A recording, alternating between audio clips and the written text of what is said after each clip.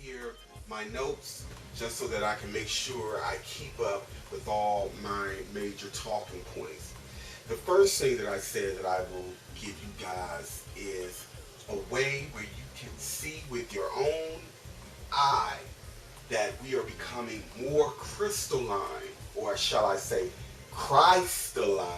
It's an ABB play on words if y'all don't know. Anyway, it's pretty simple. You go out on a bright summer day or a sunny day, because summer is about over, but go out on a bright sunny day, look for a sun ray, get in a sun ray, hold your arm up as so at about a 90-degree angle, look at your arm and slowly turn it as such. And what you will see is tiny fractals, what appears to be fractals of glittery, shimmery sparkles all over your skin. The darker we are, the more color and range we will see, and the lighter, the less, but nonetheless, we will see reflections of light bouncing or reflecting back to us. It's like a glittery type effect, but again, they're very, very, very small reflections, and they appear to be perfectly aligned and layered on top of one another.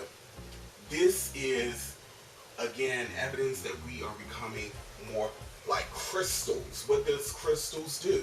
Crystals absorb energy and light. They're very, very sensitive to energy and light. And what is light? Light is information. So the more crystalline on a DNA level, now I forgot to mention, this is on a DNA level, we are becoming crystalline. So that means, in essence, that we are becoming more sensitive to receiving energy, light, and information, whether we are consciously aware of it or not. So now herein lies the reason why we must be very, very cognizant of the kind of energy that we are around and the kind of energy that we are giving our attention to. And this is leading up to perfectly my readings. And if you guys would like to know the difference between carbon, which is what we are moving away from, a carbon-based being, versus a crystalline, look it up. The other thing that I want to say in relation to carbon-based versus crystalline is that everything is becoming more crystalline. So the exercise that I just gave you with looking at the skin, you could pick up a plant, a rock, or anything and do the same thing, put it in the sun, you will see the same effect. The crystalline, the light reflection. Also, I want you guys to know that there are cosmetics on the market that give our skin that glittery, shimmery effect. These things have very harsh chemicals in them, and it may not be a good idea to put that on your skin.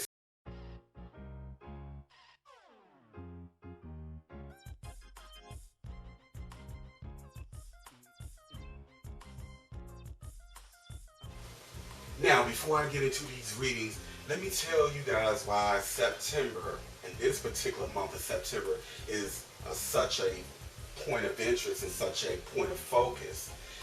Number one, this is the 9th month of the year. We know that a woman carries life for 9 months. The number 9 is a royal number. It's very symbolic of rebirth, or looking at it from a different perspective, it's also symbolic of the end of something. Now, when you throw this in with what we call, or what is commonly known as the blood moon, this is generating a lot of speculation and giving even biblical credibility, possibly, to some events that is allegedly or supposedly being or leading us to what we call the end times. Some people see the end times as the end of the world totally, the end of humanity. Some people see the end times as the end of the world as the way we see it. I happen to be more in alignment with the end of the world as we've known it. The world is, and society, cultures are radically changing. But with those changes, it is that resistance there. There's always been this thing, this knee-jerk reaction, a fear of change. And again, keep in mind what I said, because everything's become more crystalline, we've become more sensitive. If fear is a dominant factor in our collective reality, which it is, then that would mean we will be more likely to attract the very things that we fear. Not as a whole, but individually more so. It could be as a whole, but what I have gotten as I did my reading, these things will more or less manifest in our individual lives. We're more likely to absorb light and information from whatever, now more than ever.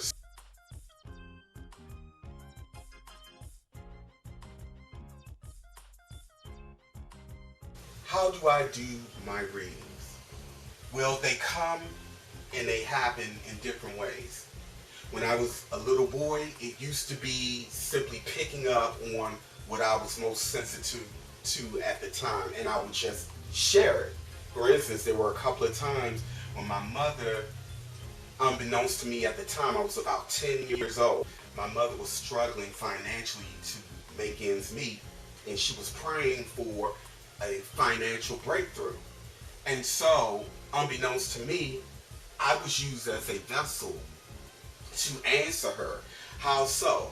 I remember the first one clear as day. I don't remember, my mother said there was a second time I did this. I don't remember that one. But I remember clear as day the first time I did this was, I literally got up out of the bed and just knew to go tell my mother to play. She was a big lottery player back then. And I told her to play 798. That number came out exactly that way the same night. And my mother won $80, which $80 at that time went a lot further than it does now.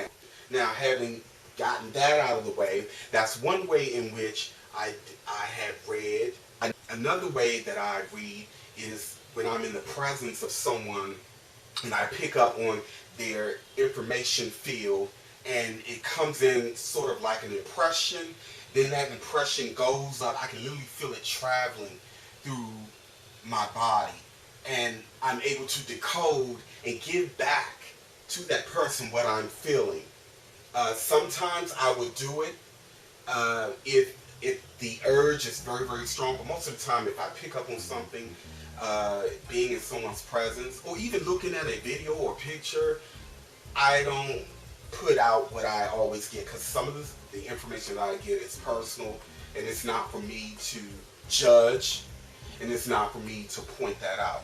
The other way in which I read is through sound. Again, I know how to turn that on and off. I don't always repeat what I get, but again, if the urge is strong, I will get it. So for this reading, or like global events, I don't seek to see what's going on in the world using readings on a daily basis. But again, for this particular video, by special request, the way in which I'm going about doing these readings is, first, I put myself in a quiet place. I do a mini meditation, and I ask that the universe use me as a divine messenger to come and present whatever I get from a pure, honest, and loving place. I state a clear intention, in other words. And then what I do is I write down the questions or the point of interest, and I sit and I look at each one. I take a deep breath in through the nose, out through the mouth, and I focus on it. And the first impression that I get, I start writing down the notes. After I do that, I have a chart that I designed myself, and what I would do is I'll go back and I will confirm my readings through my own chart. So that, in a nutshell, is how I have and will continue to do my readings. I do not astral travel into the future and all this kind of stuff. I don't use that. That is not used for that reason. However, there was one time that I projected my consciousness in the past, and it was because I set an intention to do so, and I'll tell you guys about that experience at a later time.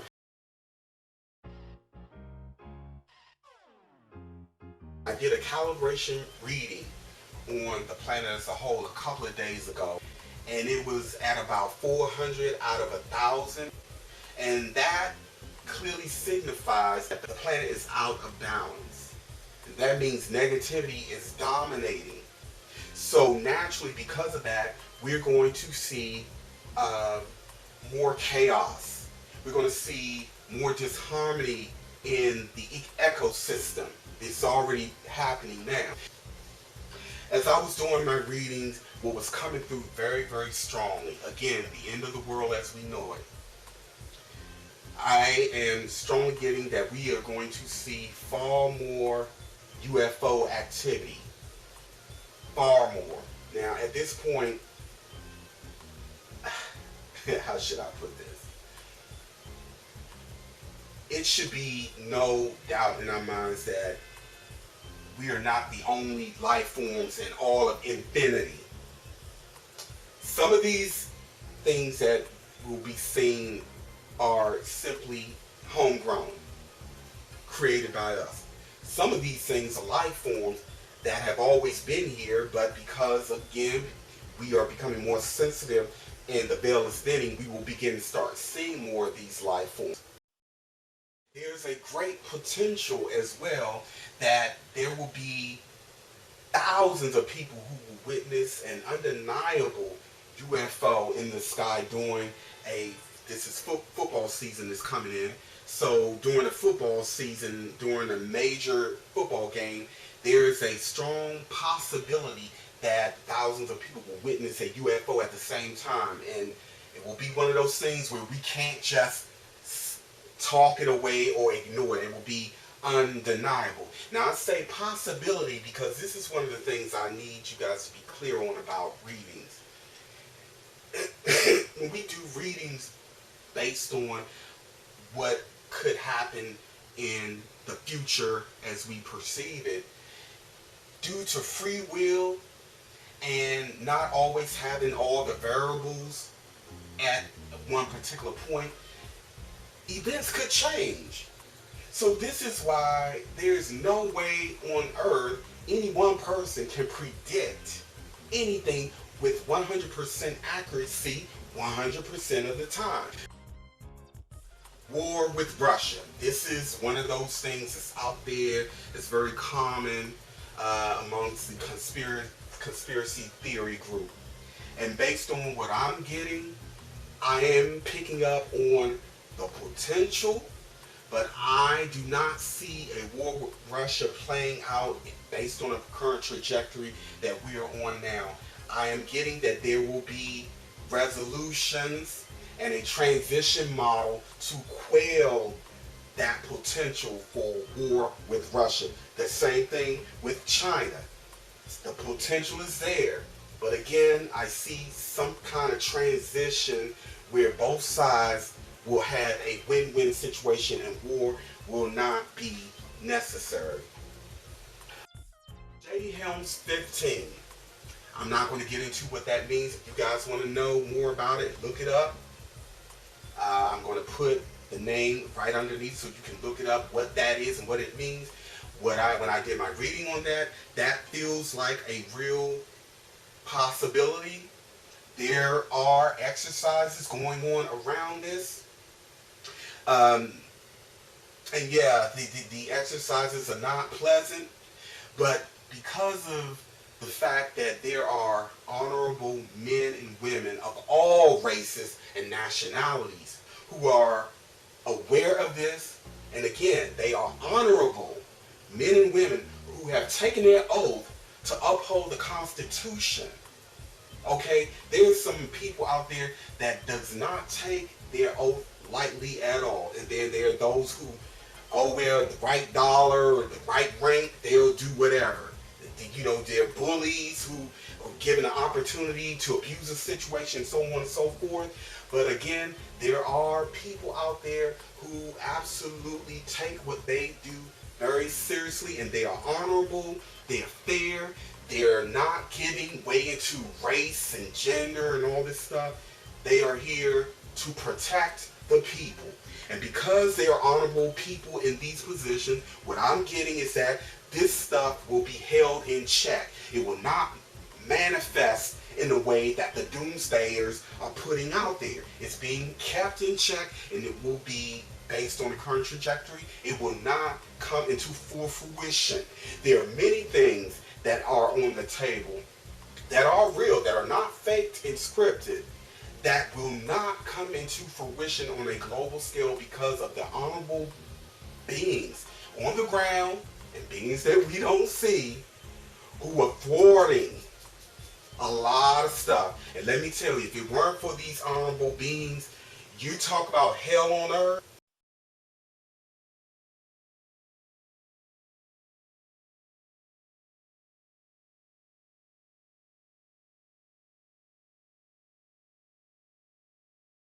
These are the unsung sheroes and heroes that you will not see getting accolades in the media or in the newspaper. And they're so humble that they don't care. The bottom line is that they're here to do a job. They made an oath to do a job, and they take it very seriously. They don't care about fame and notoriety. Economic collapse. We've been saying this for years. In truth, the economy is already crap. It's already gone. It's been artificially propped up. Would there be a total collapse in a sense where the world just stops functioning based on the current trajectory and the read that I'm getting? It is not going to happen, but there will be some bumpy roads. There will be some discomfort. There will be some challenging times in our individual respective lives. I do feel that there will be a federal government furlough because the budget is not there. You can only prop this thing but for so long. The ugliness of what is really going on is what we will see. Pockets of that, and it will trickle down in our individual lives, and yeah, there will be some struggles. What will happen the 23rd of this September? People are predicting some kind of, again, global event, something major going on. The Pope will be in Washington, D.C. that week. There will be rituals taking place, but I don't see, and I'm not picking up on any major catastrophic event happening on the 23rd of September. And neither do I pick up on any major catastrophic event happening during the fourth blood moon cycle. However, I do feel that there will be hot pockets of events that will be contained.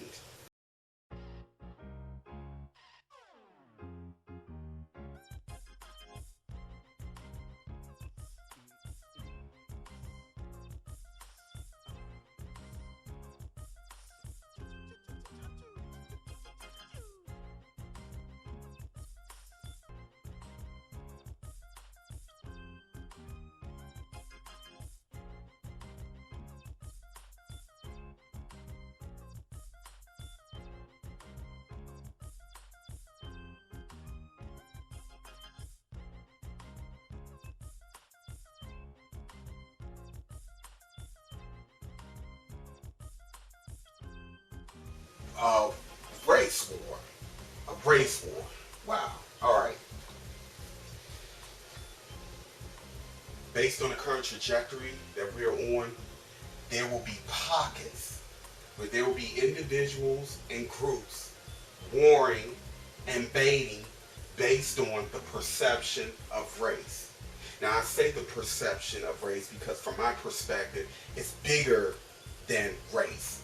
Race, from my perspective, has been used as a political and a political football and a tool to keep division and distrust going amongst humanity as a whole. And there are forces on the ground, there are unseen forces, spiritual forces, all playing into this. And so, when those of us who buy into the baiting, and the baiting is the media who often spin stories, and they even create fake stories and get actors. Yes, some of this stuff that you guys are getting emotional and riling up and just want to go to war with the average person who hasn't done any or inflicted any harm on us or anyone else. Some of this stuff is based off of propaganda. Scripts, actors. Not saying that these things are not going on. Of course they're going on. I know. I've lived it. I know people who live it.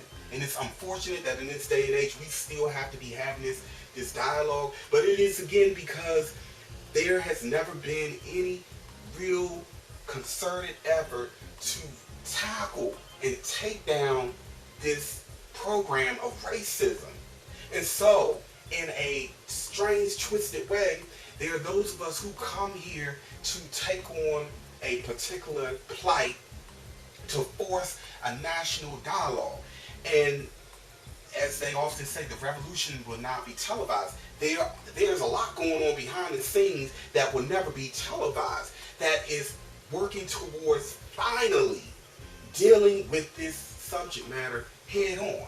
But in the midst of all of that, we have those of us who have a warrior energy. These are beings who have had a cycle of being in wars and fighting. So it is in them. They want to see blood. They want to kill. And there's nothing wrong with warriors in the sense that if it is under clear direction, and there's clarity, and there's a clear understanding of what we are warring against, there's nothing wrong with that. It has its place. However, what I see are people who are angry and afraid, and rightfully so. I'm not dismissing either side. People who are angry and fearful and wanting to just go and just kill the first black person they see or the first white person they see. You know, a person who's just struggling, trying to live and provide for their family and make it just like anyone else. What sense does that make? What has war, or any war in history, I want someone to tell me, what problem has war ever solved? So, from a perspective outside looking in, what I see is when we play irrationally into the race baiting, which is really about class when it's all said and done. But I'm just, for the sake of this video, when we play into the baiting and we listen to these agents or these provocateurs who many times have been put in place on both sides to generate these attitudes and to lure us into our emotions without. And when we were in our emotions, we don't think rationally or logically, and we just react. Guess what we're setting ourselves up to? We're setting ourselves up to be trapped, to give consent to potentially absolving our free will to simply be and try to resolve conflict and resolve chaos logically, from a higher conscious perspective. You see where I'm going with this? So the best way to deal with these isms and war is through higher consciousness. Those who manipulate us into playing from an emotional, irrational, and playing into our anger point of view, these people are operating from higher consciousness. They're not using weapons. You won't even see some of them. You will not see them physically going to combat with anyone. So think about it. The best solution at this time is to feel what we feel, take deep breaths in through the nose, out through the mouth, and think. We have every right to protect ourselves and our family, but please don't play into the game of race baiting or even all these other baiting tactics that we have going on, where they're creating this distrust amongst one another, where the divide and conquer tactic or technique will prevail. No, it's time for us to find a common ground and to create more harmony on this planet, because we are connected to this planet. The more harmonic we are, the more harmonic the planet as a whole will be. And we will be able to anchor in and manifest a world that we all and our future generations can live in peacefully.